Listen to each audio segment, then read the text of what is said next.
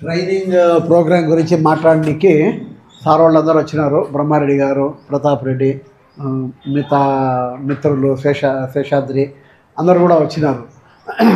దానికంటే ముందుగా అంటే కొద్దిగా 2-3 రోజులు హెల్త్ బాగాలేకపోవడం వల్ల నేను స్కూల్కి రాలేకపోవడం అయింది.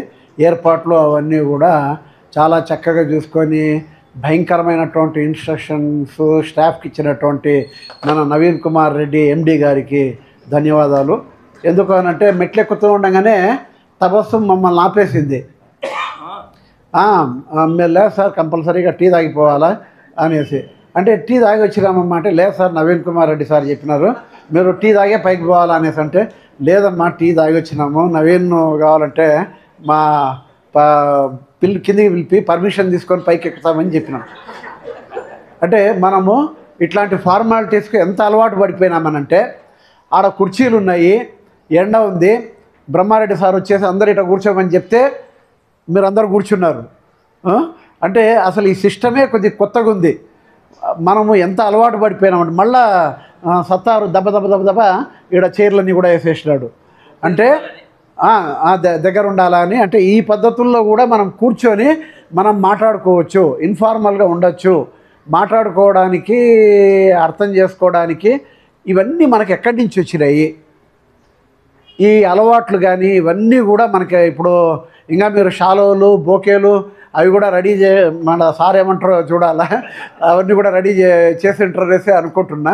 ఇవన్నీ కూడా అంటే మనం ఎట్లుంటే పిల్లలు కూడా మనము అదే రకంగా వాళ్ళకంతా కూడా మనం ట్రైనింగ్ అన్నటువంటిది ఇస్తాం. ఇవన్నీ మనకు ఉన్నటువంటి మనల్ని నిర్దేశిస్తున్నటువంటి పొలిటికల్ సిస్టమ్ నుంచి వచ్చినాయి. ఈ పొలిటికల్ సిస్టంలో ఎట్లుండాలా, చైర్లు ఎట్లుండాలా, ఎవరిని ఫస్ట్ పిలవాలా, ఎవరిని తర్వాత పిలవాలా, ఇవన్నీ కూడా అది లేకపోతే అలగడాలు, అది లేకపోతే సరిగా ప్రోటోకాల్ పాటించకపోతే ఫీల్ కావడాలు ఇట్లాంటివన్నీ కూడా ఉన్నాయి. ఇట్లాంటి అన్ని సిస్టమ్స్కి భిన్నంగా జన విజ్ఞాన వేదిక పనిచేస్తుంది. ఇట్లాంటి అన్ని సిస్టాలకు భిన్నంగా జన విజ్ఞాన వేదిక పనిచేస్తుంది. ఆ ఉద్దేశంతో మనం వచ్చేసి ఈరోజు ట్రైనింగ్కి వచ్చినటువంటి మన మిత్రులు ప్రతాప్ రెడ్డి గారు కానీ లేదా సార్ బ్రహ్మారెడ్డి సార్ కానీ బహుశా ఇట్లాంటి విషయాలే మనకన్నీ కూడా చెప్పబోతున్నారు. ఇప్పుడు రైలు బడి అనే ఒక అద్భుతమైనటువంటి పుస్తకం ఉంది. టుట్సుకో కురియనాగి అని చెప్పేసి ఆమె ఆ పుస్తకము రాసింది. వాళ్ళ టీచర్ టుట్సుకో కురియనాగి ఆమె తన టీచర్ కొబయాషి వాళ్ళకి ఏ రకంగా టీచింగ్ ఇవన్నీ కూడా చేస్తాడన్నటువంటిది చెప్పింది. ఒక రైలు బడి, ఒక పాడుబడిపోయినటువంటి రైలు పెట్టలో వాళ్ళకందరికి కూడా టీచింగు ఇవన్నీ కూడా చేసినారు. అంతెందుకు 6వ క్లాసులో అనంతపురంలో నేను హైదరాబాద్ నుంచి సత్యసాయి హై స్కూల్లో చేరినప్పుడు మాకంతా చెట్ల కిందే క్లాసెస్. అంటే ఇప్పుడు అట్లా ఉండాలన్నటువంటిది ఏం కాదు, కాకపోతే ఎక్కడ ఉన్నామన్నటువంటిది కాదు, ఎట్లా చెప్తున్నారు మనం ఏం నేర్చుకుంటున్నాము అన్నటువంటిది ఇంపార్టెంట్. కాబట్టి ఇట్లాంటి అన్ని ఫార్మాలిటీసు వాటినన్నిటినీ కూడా తుడిచిపెట్టేటువంటి ఉద్దేశంతో మనము మన స్కూల్ రీచా ముందుకు పోతున్నాము. ఈరోజు నేను చేయదలుచుకున్నటువంటి ఇంకొక అనౌన్స్మెంట్ కూడా ఏమనంటే we are not interested in number. ఏది మన స్ట్రెంగ్త్ ఈసారి 800 ఉంది, 1000 కావాలా, 1200 కావాలా, 2000 కావాలా, ఇట్లాంటి విషయాల మీద వ్యక్తిగతంగా నాకైతే ఇంట్రెస్ట్ లేదు. ఉన్నటువంటి పిల్లల్ని ఎట్లా క్వాలిటీగా మనము తీర్చిదిద్దాలా అన్నటువంటి ఒక మోడల్ స్కూల్ లాగా మనం వనపర్తి టౌన్లో మనము ఉండాలి. అంటే పిల్లల ప్రవర్తనలో కానీ, పిల్లలు నేర్చుకునే పద్ధతుల్లో కానీ, పిల్లలు సంతోషంగా ఉన్నారా లేరా అన్నటువంటివి ఇవి గీటురాళ్ళు. మనం పెట్టుకున్నటువంటి వాటన్నిటికి కూడా ఇవి గీటురాళ్ళు. దీనికి అనుగుణంగానే నాకున్నటువంటి అసోసియేషన్ తోటి అంటే కొన్ని ట్రైనింగ్ ప్రోగ్రామ్స్ నేను కూడా పార్టిసిపేట్ చేసినాను. కాబట్టి ఇట్లాంటి ఆలోచనలతోటి ఈరోజు ఈ సెషన్ మార్నింగ్ 10 నుంచి మొదలుపెట్టి ఈవినింగ్ 5 వరకు ఇవన్నీ కూడా మనకు కాబోతున్నాయి. చెప్పేటువంటి విషయాలు క్లాస్ రూమ్ను తరగతి గదిని ఆకర్షణీయంగా ఉంచడం ఎలా అన్నటువంటి విషయాలు ఇట్లాంటివన్నీ కూడా చెప్పనీకి పెద్దలు డాక్టర్ బ్రహ్మారెడ్డి గారు వచ్చినారు. నా దృష్టిలో బ్రహ్మారెడ్డి గారు he is more A teacher than A doctor. He is passionate about the education టీచింగ్లో భాగంగా మెడికల్ టీచింగ్. మేమందరం కూడా సార్తోటి కూడా నేను మొన్న కలిసి నాగర్ కర్నూలు మెడికల్ కాలేజీకి పోయినాను. పిల్లలు వాళ్ళకి చెప్తున్నటువంటి విషయాలు అవన్నీ కూడా వాళ్ళు వినడము అన్ని మెడికల్ కాలేజీల్లో కూడా. అయితే మెడికల్ కాలేజీల్లో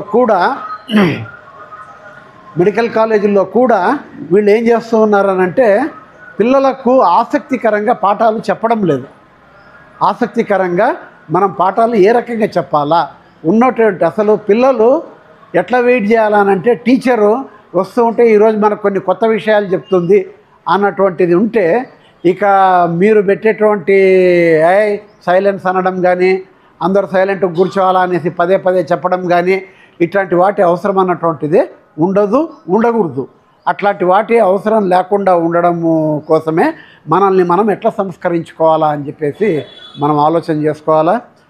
పిల్లల్ని తప్పుపట్టడం, పిల్లలందరూ కూడా చెడిపోయినారు, పిల్లలంతా కూడా అల్లరి పిల్లలుగా తయారైనారు అన్నటువంటిది వాళ్ళని ఆరోపించడం అన్నటువంటిది చాలా సులభము. కాకపోతే ఆ రకంగా అల్లరి అన్నటువంటి దాన్ని కూడా మనము వాళ్ళు పిల్లలు యాక్టివ్గా ఉన్నారు అన్నటువంటి దాంట్లో భాగంగా మనం అర్థం చేసుకుంటే అదేం పెద్ద విషయం అన్నటువంటిది ఏం కాదు. ఒక సింపుల్ ఎగ్జాంపుల్ నా దృష్టిలో బ్రహ్మారెడ్డి సారు, మా నాన్నగారు రామచంద్రరావు గారు, these are all very great teachers నాకున్నటువంటి అనుభవంలో. మా ప్రిన్సిపల్ కృష్ణమోహన్ కానీ వీళ్ళు కూడా. మా ఫాదర్ ఏదైనా లెక్కలు కానీ లెక్కల టీచరు, ఇంగ్లీషు, లెక్కలు, సోషలు ఆ కాలంలో టీచర్లు అన్నీ చెప్పేటోళ్ళు. ఏదైనా లెక్క కానీ అది ఇది ఏమైనా అర్థం కాకపోతే నువ్వు ఉత్తమ ముద్దోడివి, నీకు ఎన్నిసార్లు చెప్పినా అర్థం కావడం లేదు అని అనేటోళ్ళు కాదు. అనకుండా let me try the other way round, how best I can make you understand this problem అని చెప్పి వేరే వేరే మెథడ్స్ ఎతికి ఒరే నీకు ఇట్లా చెప్తే అర్థమవుతుంది రారా అని చెప్పేసి ఆయన అతను వర్కౌట్ చేసి మళ్ళా వచ్చి చెప్పేటోడు. ఎప్పుడు కూడా ఆ రకంగా తను వర్కౌట్ చేయడానికి సిగ్గుపడేటువంటి వాడు కాదు. వీళ్ళు నా దృష్టిలో గ్రేట్ టీచర్స్. అట్లాంటి రేర్ క్వాలిటీ నేను చాలా కాలం తర్వాత బ్రహ్మారెడ్డి గారిలో చూసినాను. మనకేదన్నా ఆపరేషన్ కానీ అది ఇదేమన్నా అర్థం కాకపోతే ఎట్లా చేయాలా ఏమనేసి అంటే అట్లా కాదు, ఈ రకంగా చేయాలా అనేసి చెప్పినారు. చాలామంది సర్జన్స్ వాళ్ళందరూ కూడా నాకు తెలుసు ఏదైనా స్టెప్ సరిగా రాకపోయినా లేకపోతే ఇబ్బంది ఏదైనా అయినా ఇన్స్ట్రుమెంట్స్ ఇసిరి కొట్టడము ఉన్నారు, అట్లాంటి వాళ్ళు కూడా ఉన్నారు. అవి ఇన్స్ట్రుమెంట్స్ ఏం చేస్తాయి, మనకు దాన్ని ఆపరేషన్ ఎట్లా చేయాలా అని చెప్పేసి ఒకటి బట్టు 2 సార్లు ఆలోచన చేసుకొని దాన్ని మనము చేయాల్సిందే తప్ప పక్కనున్న అసిస్టెంట్ని తిట్టడము, జూనియర్ డాక్టర్లను తిట్టడము, దాని తర్వాత ఇన్స్ట్రుమెంట్స్ మీద కింద వేసి కొంతమంది సెల్ ఫోన్లు కూడా కిందేసి పగలగొట్టిన వాళ్ళు ఉన్నారు లేదా మనకు తెలుసు. కాబట్టి వీటన్నిటి వల్ల ప్రయోజనమైనటువంటిది కాదు. ఏ రకంగా ఉండాలో ఆ రకంగా జీవితంలో ఉండాలా అన్నటువంటి జీవిత సత్యాలు నేర్పించినటువంటి బ్రహ్మారెడ్డి గారికి మనస్ఫూర్తిగా మీ అందరి తరఫున మన స్కూల్ తరఫున ఆహ్వానం పలుకుతూ